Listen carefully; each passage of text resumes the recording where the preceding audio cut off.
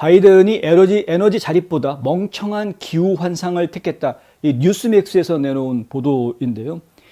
뉴스맥스가 아직 이제 대놓고 바이든 대통령이 가지고 있는 에너지 정책이 얼마나 멍청한 환상 속의 정책인지에 대해서 강력히 비판하는 그런 기사를 내놓았습니다. 이미 앞서서 다 말씀을 거의 다 드렸기 때문에 일단 뉴스맥스에 나와 있는 기사 내용을 간략히 소개해 드리도록 하겠습니다.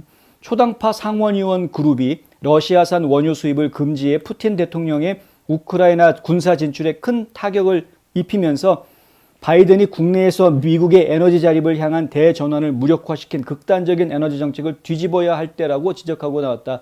그러니까 지금 트럼프가 펼쳤던 정책을 전부 다 뒤집어 놓겠다고 했던 그 바이든의 생각을 바꿔야 될 때다. 다시 다 뒤집어야 된다. 바이든이 에너지 정책 펼쳐놨던 거 다 뒤집어야 된다. 기업들에 대해서 제재 조치 강화했던 거, 그러니까 뭐 화석 발전소라든가 이런 곳에 제재 조치를 강화시켰던 부분들, 그런 것들을 다시 다 제재를 좀 풀어주는 쪽으로 바꿔야 되는 것이고요. 석유 시추 금지했던 것에 대해서도 추가 시추할 수 있도록 승인을 해줘야 되는 것이고요. 송유관 사업 중단시켰던 것도 다시 재개할 수 있게 해줘야 하는 것이다. 이런 것들이 다 진행이 되지 않으면 그러면은 지금 이 문제를 해결할 방법이 없는 겁니다. 어스틴 스캇 조지아주의 공화당 연방 하원 의원인데 뉴스맥스에 출연해서 이런 말을 합니다. 미국 내의 에너지 생산은 우리의 국가 안보에 매우 중요하다. 유럽에서 일어나고 있는 일을 보면 유럽 동맹국들이 지금 러시아 에너지에 의존하지 않았다면 어떤 위치에 있었을지 생각하게 한다. 그리고 나는 왜 바이든 대통령이 적들에게 솔직히 더 많은 돈을 주고 미국인들은 덜 주는 석유 한 배럴의 가격을 올리려고 하는지 이해할 수가 없다. 왜 외국인들한테 더 많은 돈을 퍼줘가면서 비싼 석유를 수입하려고 하는지 저희는 정말 이해할 수가 없습니다. 나는 왜 바이든 대통령이 적들에게 솔직히 더 많은 돈을 주고 미국인들은 덜 주는, 이게 돈은 더 많이 주는데 가져오는 석유는 더 적은 이런 상황.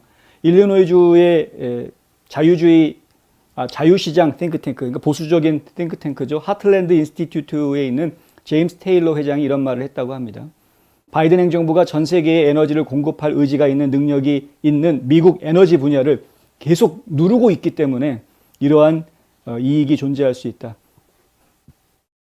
조 바이든은 우크라이나의 삶보다 어리석은 기후환상을 택하고 있다. 우크라이나를 살릴 수 있는데 우크라이나의 생명보다는, 우크라이나인들의 생명보다는 어리석은 기후환상을 택하고 있다.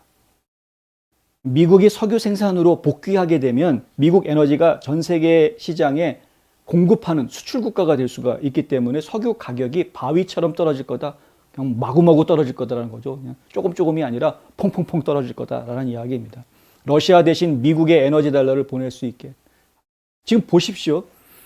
유럽 국가들이 전쟁이 벌어졌는데 러시아 제재를 제대로 못하는 이유가 무엇이냐?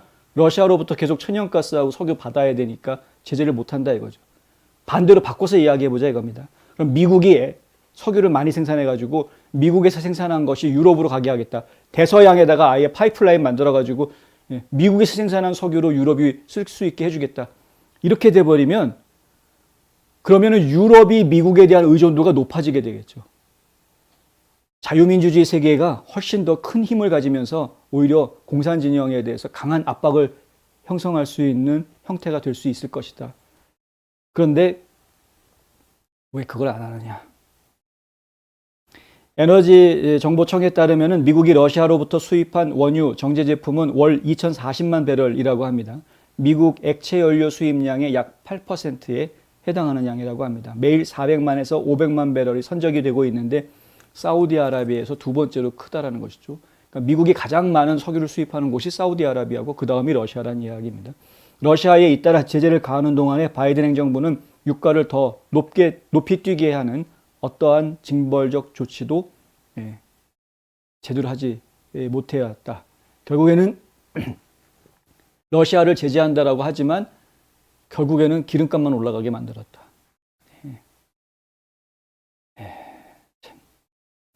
국제 유가는 배럴당 130달러 넘었고요. 지금 150달러 고지를 향해서 움직이고 있고, 전문가들은 러시아의 우크라이나 전쟁 속에서 새로운 석유가스 시추를 중단하고 파이프라인을 중단한 바이든의 기후 에너지 정책이 기름값 상승에 기여했다라고 지적하고 있다.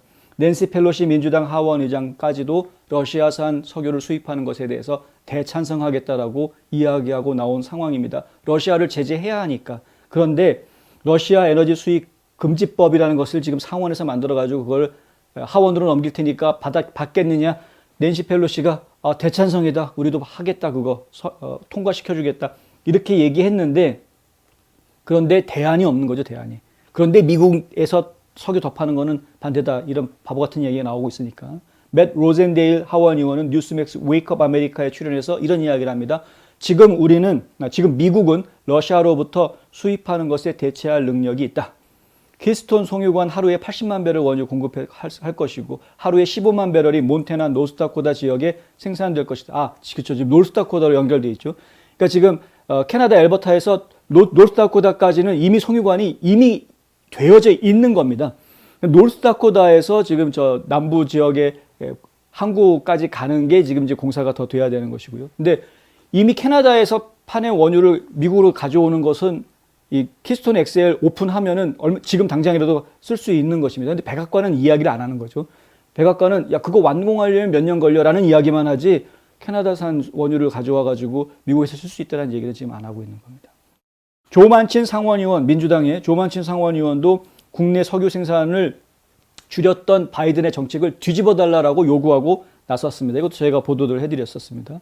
의원들이 바이든에게 미국이 석유와 가스의 국내 생산을 재개하도록 허용하라고 압력을 넣었는데 바이든 행정부가 하는 행동이라는 것은 그냥 석유 많은 산유 국가들 가가지고 지금 도와달라고 이야기하고 있는 이런 지경이다. 도와달라고 얘기하는 그 산유 국가 중에 하나가 우리의 적인 이란이다. 이게 얼마나 기가 막힌 노릇입니까?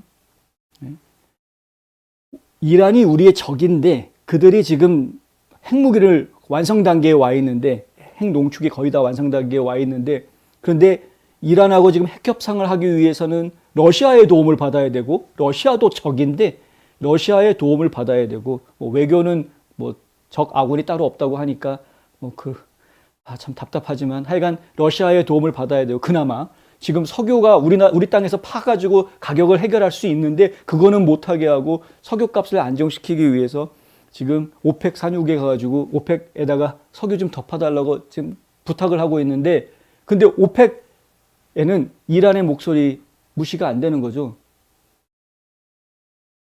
그리고 아까도 말씀드렸지만 가격이 올라간다고 걔네들이 나쁠 게 없는데 굳이 가격을 낮추기 위해서 더 많이 팔아야 될 이유가 뭐가 있습니까? 그들 입장에서.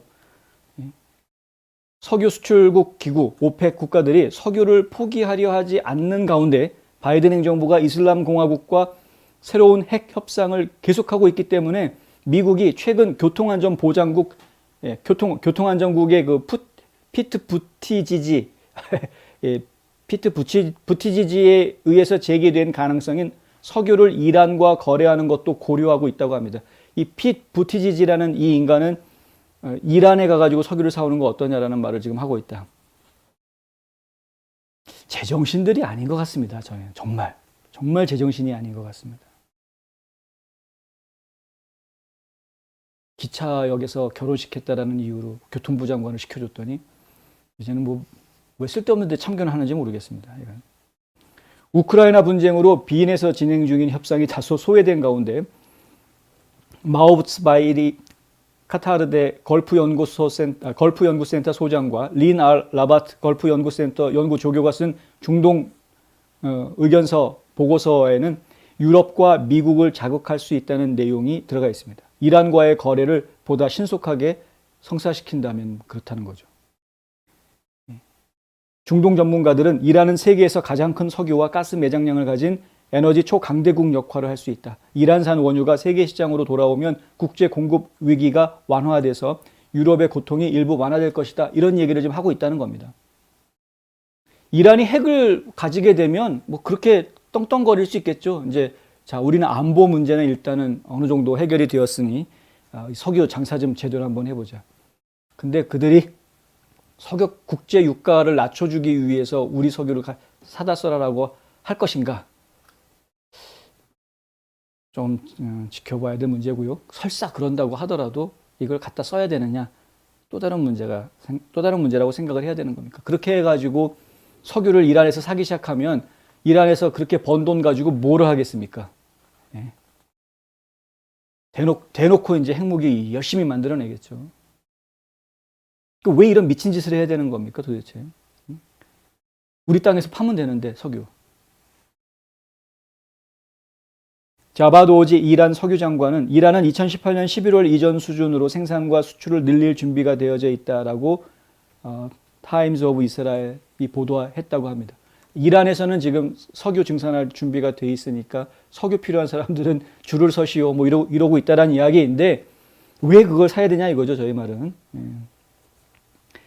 하여튼 이란이 석유 수출을 본격화하게 된다. 그럼 여태까지 국제사회가 이란 핵 개발하지 말라고 제재했던 거 다 무용지물 되는 건데 참 정말 끝까지 이해가 안 되는 일들이 벌어지고 있다. 결국 우리가 이야기하는 것은 이 미친 기후 변화, 기후 대처, 이 미친 환상 때문에 지금 전 세계가 지금 전부 다 망가져가고 있는 그런 상황이다.